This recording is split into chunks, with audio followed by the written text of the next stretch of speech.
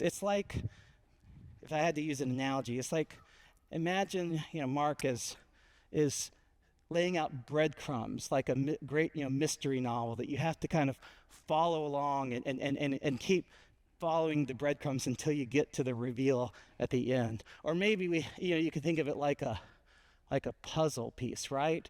And Mark's giving us all the little puzzle pieces along the way, and then we have to kind of put it together to get who Jesus is. We were talking about this as a worship team, and we were kicking around like these different metaphors, like detective or puzzle, and then another one said, we started talking about songs, and someone said that old song, Secret Agent Man, and we started thinking, well, but what if it's like Jesus is a secret agent, right?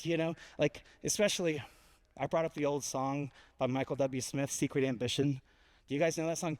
It like revealed the generation gap in our worship team. If you don't know the song, it's worth a Google so you can hear what contemporary music was like back in the 80s. And as we were talking about this, we were trying to get at the essence of like, how do we understand, how do we explain this idea of faith? And Ashleah said, well, what if it's not like turning a gem?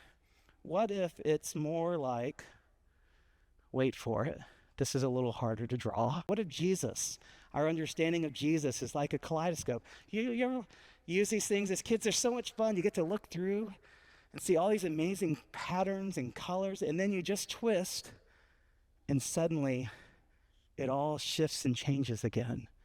We said, what if that's what faith is like? Like looking through a kaleidoscope that's constantly shifting the patterns. And so, as we were talking about that, our youth pastor, Zach Cheeseman, said, there's a cycle that we could even describe for the kaleidoscope, that we start with mystery. The reality that none of us ever get the fullness of who God is. None of us knows the fullness of who Jesus is.